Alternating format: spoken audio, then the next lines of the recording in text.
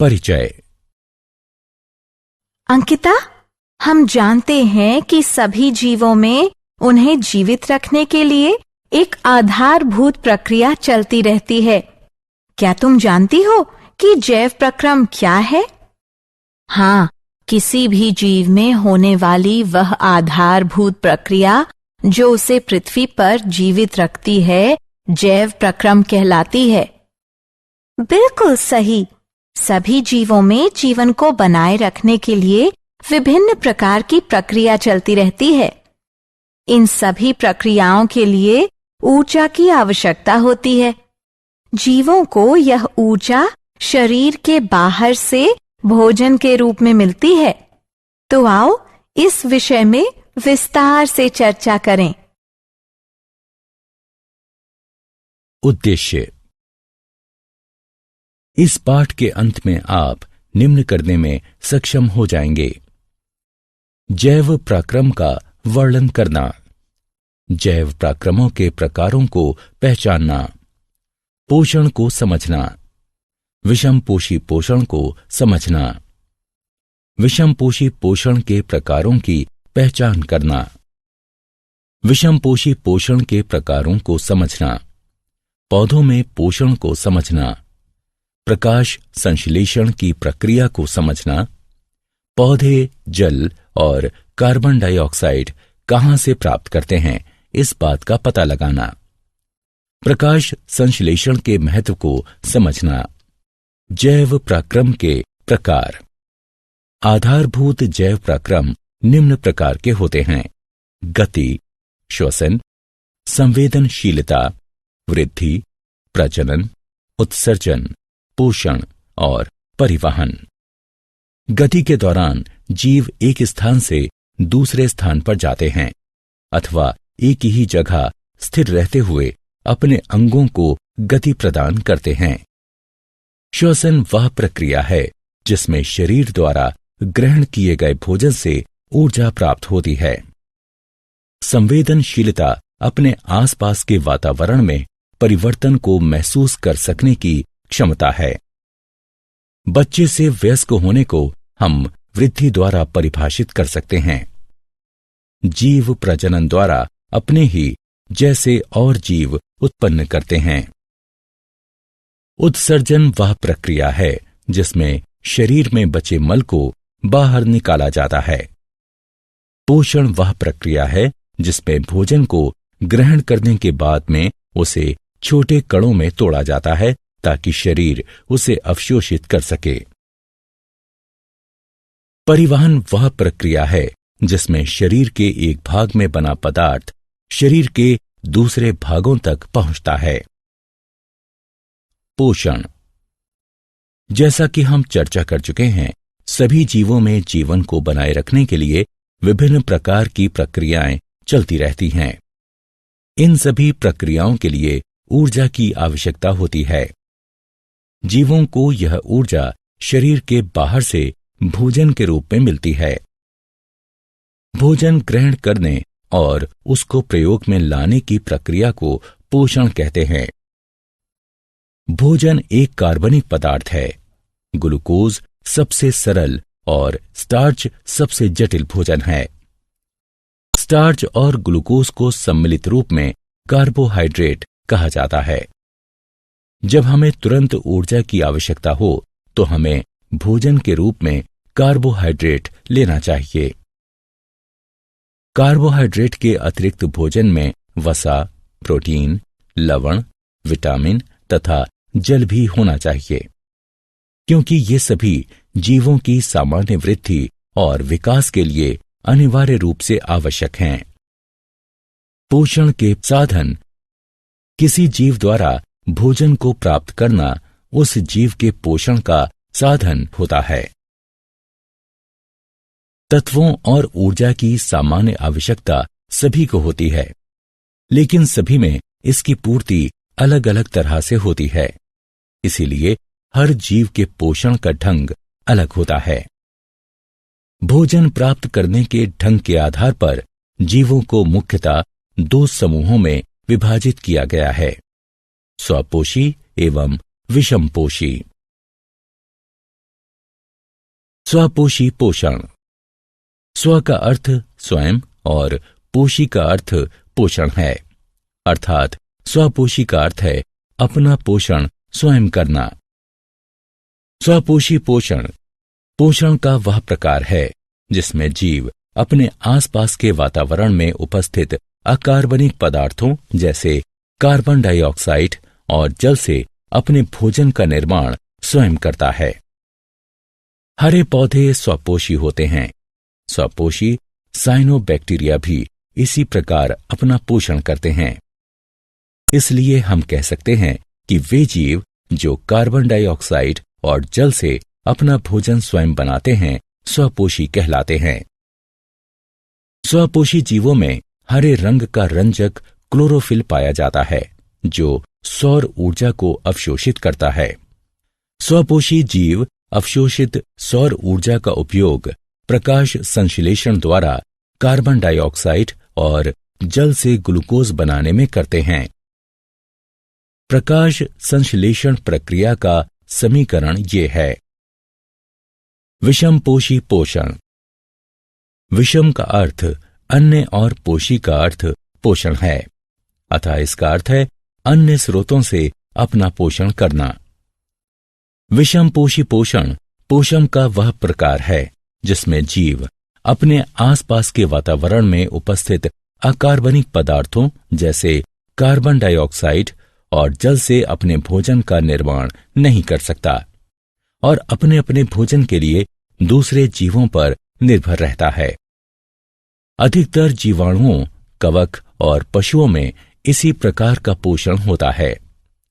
वे जीव जो अकार्बनिक पदार्थों जैसे कार्बन डाइऑक्साइड और जल से अपना भोजन स्वयं नहीं बना सकते तथा भोजन के लिए दूसरे जीवों पर निर्भर रहते हैं, विषमपोषी कहलाते हैं।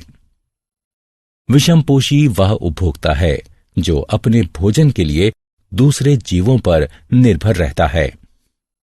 विषमपोषी अपने भोजन के लिए स्वपोषी जीवों और दूसरे विषमपोषी जीवों पर निर्भर रहता है। विषमपोषी पोषण के प्रकार। विषमपोषी निम्न 3 प्रकार से अपना भोजन प्राप्त करते हैं: मृतजीवी, परजीव, होलोजोइक।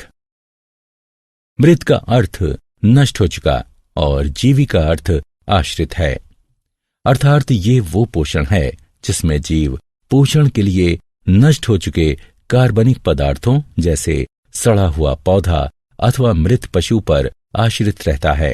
जैसे कवक तथा बहुत से जीवाणु मृतजीवी होते हैं। पर का अर्थ दूसरों पर और जीवी का अर्थ आश्रित है। परजीवी वह जीव होता है जो वृद्धि, भोजन और आश्रय के लिए किसी दूसरे जीव पर निर्भर रहता है, लेकिन अपने पोषक की उत्तरजीविता में कोई सहायता नहीं करता, जैसे प्लाज्मोडियम, कुस्कुटा, फीता कृमि इत्यादि।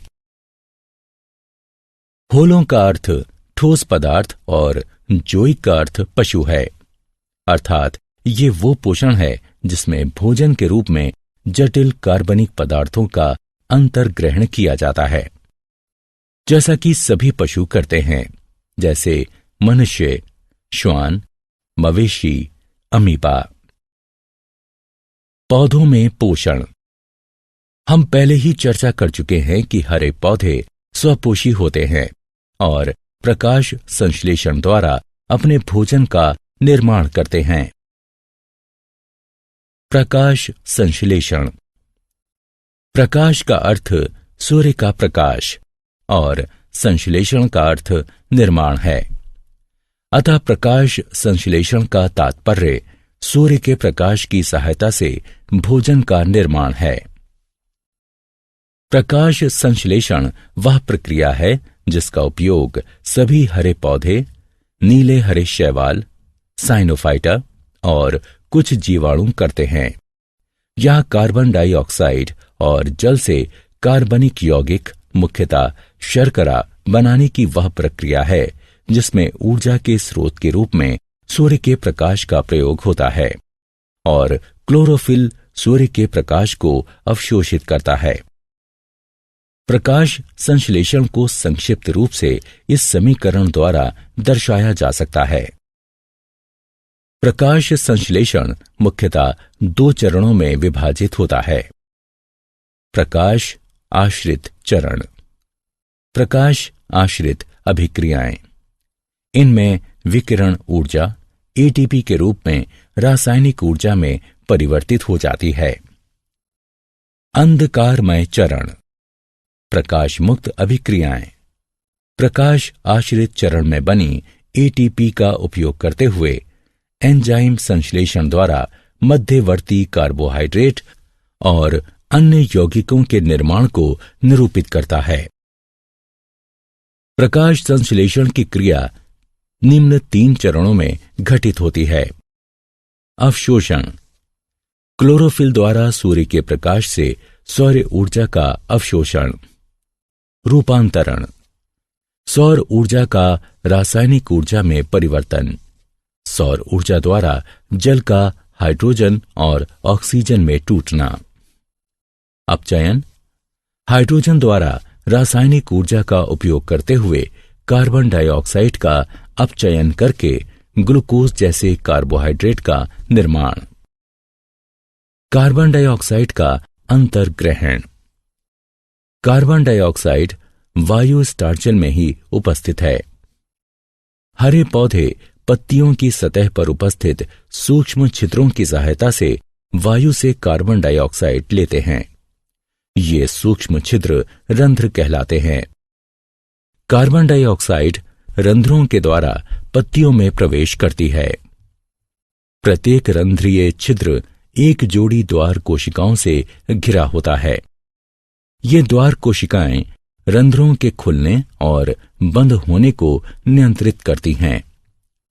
द्वार कोशिकाओं में जब जल प्रवेश करता है तो वो फूलकर वक्र हो जाती हैं, जिस कारण रंध्र खुल जाते हैं। दूसरी ओर जल जब द्वार कोशिकाओं से बाहर निकलता है तो वो सिकुड़कर सीधी हो जाती हैं और रंध्र बंद हो जाते हैं। जैसे ही रंध्र खुलते हैं, वायुमंडलीय कार्बन डाइऑक्साइड उनमें प्रवेश करने लगती है। जल का अंतर्ग्रहण, पौधों में प्रकाश संश्लेषण के लिए आवश्यक जल पौधों की जड़ें परासरण द्वारा मिट्टी से अवशोषित करती हैं। पौधों की जड़ों द्वारा अवशोषित जल जाइलम नलिकाओं द्वारा पत्तियों में उपस्थित प्रकाश संश्लेषीय कोशिकाओं में पहुंचता है, जहां उसका प्रयोग प्रकाश संश्लेषण में होता है। प्रकाश संश्लेषण का महत्व। प्रकाश संश्लेषण कई कारणों से महत्वपूर्ण है, जिनमें से कुछ प्रमुख कारण निम्न हैं। हरे पौधे प्रकाश संश्लेषण की सहायता से कच्चे माल के रूप में मात्र कार्बन डाइऑक्साइड और जल का उपयोग करके भोजन का निर्माण करते हैं, इसलिए ये पृथ्वी पर जीवन बनाए रखते हैं। प्रकाश संश्लेषण की प्रक्रिया में ऑक्सीजन का उत्सर्जन होता है, जो पशुओं और मनुष्यों के लिए आवश्यक है। जीवाणुओं को भी श्वसन के लिए इसकी आवश्यकता पड़ती है। ईंधन के जलने में ऑक्सीजन की आवश्यकता पड़ती है। जीवाश्म ईंधन जैसे कोयला, तेल और प्राकृतिक गैस, ये सभी संरक्षित सौर ऊर्जा हैं, जो करोड़ों वर्ष पहले प्रकाश संश्लेषण द्वारा बनाए गए थे।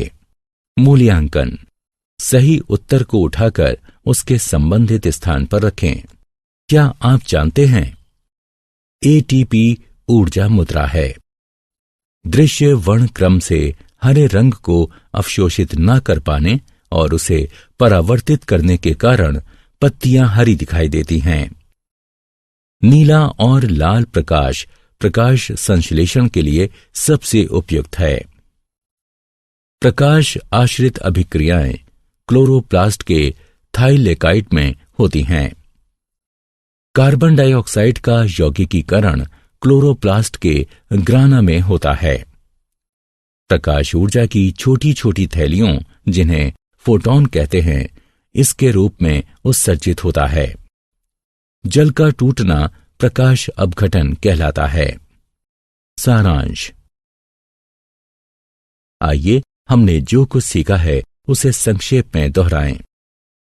जीवित रहने के लिए प्रत्येक जीव को विभिन्न ऊतकों की प्रत्येक कोशिका में ऑक्सीजन, जल तथा भोजन की आवश्यकता पड़ती है। जीवन को बनाए रखने के लिए अनिवार्य रूप से आवश्यक विभिन्न प्रक्रियाएं जैव पराक्रम कहलाती हैं। गति, श्वसन, संवेदनशीलता, वृद्धि, प्रजनन, उत्सर्जन, पोषण और परिवहन प्रमुख जैव पराक्रम हैं। जैव पराक्रमों के चलते रहने के लिए प्रत्येक जीव को ऊर्जा की सतत आवश्यकता होती है। जीवों द्वारा पोषक तत्वों के अंतर्ग्रहण, उनके उपयोग, साथ ही श्वसन के कारण ही ऊर्जा मुक्त होती है। पोषण के प्रकार के आधार पर जीवों को स्वापोषी और विषमपोषी इन दो समूहों में बांटा जा सकता है। स्वपोषी पोषण में जीव बाह्य ऊर्जा स्रोत जैसे सौर ऊर्जा का प्रयोग करते हुए सरल अकार्बनिक पदार्थों से उच्च ऊर्जा युक्त जटिल कार्बनिक पदार्थ बनाते हैं।